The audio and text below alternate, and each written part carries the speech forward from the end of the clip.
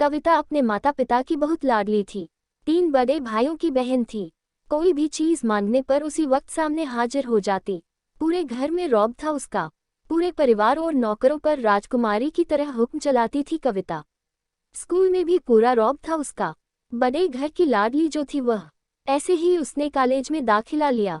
उसके ठाठ बाट, बड़ी गाड़ी में आना जाना, हर दिन नया फैशन देखकर हर कोई उससे दोस्ती करना चाहता था।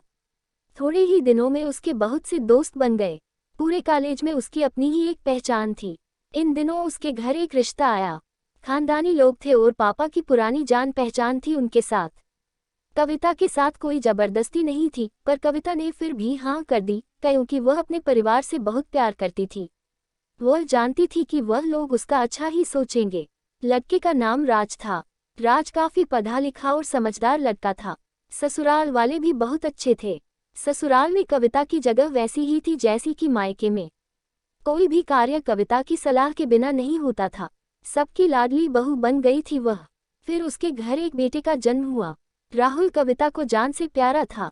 पोता पाकर ससुराल वाले तो फूले नहीं समाते थे। कविता कभी कभी सोचती कि उसकी किस्मत कितनी अच्छी है। उसका हर अपना उसे कितना प्यार करता है। चाहे जीवन में कैसा भी समय आए, मेरे अपने हमेशा मेरे साथ हैं, मैं कभी अकेली नहीं हो सकती। कितनी खुशकिस्मत हूँ मैं। पर शायद कविता की खुशियों को उसकी अपनी ही नज़र लग गई थी। एक दिन वह मायके जाने की जिद कर बैठी। राज को बहुत काम था, लेकिन वह फिर भी उसे ले गया। रास्ते में उनकी गाड़ी अन्य गाड़ी से टकरा गई। कविता, राज और राहुल बहुत बुरी तरह से जख्मी हो गए। काफी दिनों के इलाज के बाद राज और राहुल तो ठीक हो गए, लेकिन कविता पूरी तरह ठीक ना हो सकी। सर पर चोट लगने के कारण वह अपनी आंखों की रोशनी खो बैठी। अब कविता की किस्मत जैसे उल्टे पांव चलने लगी। मायके वाले कुछ दिनों तक उसे मिलने आते रहे, फिर कभी कभार फोन ही करके पूछ लेते कि अब कैसी हो। धीरे धीरे ये सिलसिला भी कम हो गया। ससुराल वालों की सहानुभूति भी कम होने लगी। घर में किसी को पास बैठने के लिए कहती तो जवाब मिलता, बहुत काम है, अब तुम भी हाथ नहीं बंटा सकती। राज भी चिड़चिड़ा हो गया था। बस राहुल ही था उसके साथ, जिसके साथ हंसते खेलते उसका वक्त गुजरता। एक दिन कविता के हाथ से कुछ सामान गिर गया, जिसकी वजह से राहुल को हल्की सी चोट लग गई। कविता के सास ससुर ने राहुल को उससे अलग कर दिया कि कहीं उसके ना देखने की वजह से बच्चे का कोई नुकसान ना हो जाए। कविता अंदर से टूट चुकी थी। एक दिन उसने सबके सामने मायके जाने की इच्छा रखी तो राज उसे तुरंत मायके छोड़ आया, जैसे कि वह भी यही चाहता था। लेकिन राहुल को उसके साथ नहीं भेजा गया। कविता कभी राहुल से दूर नहीं रही थी, पर अपनी कमी के कारण उसने ज्यादा बहस नहीं की। कविता को लगा कि वह 3-4 दिन वहां रहेगी तो थोड़ा हवा पानी बदल जाएगा, क्योंकि वह कितने दिनों से कहीं भी बाहर नहीं गई थी। घर वाले भी इतने दिनों बाद उसे देखकर कितने खुश होंगे। कविता के घर पहुंचने पर सब लोग बहुत खुश हुए। खाने में सब कुछ कविता की पसंद का ही बना था। उसने अपने मम्मी पापा और भाई भाभीियों से दिल खोलकर बातें की।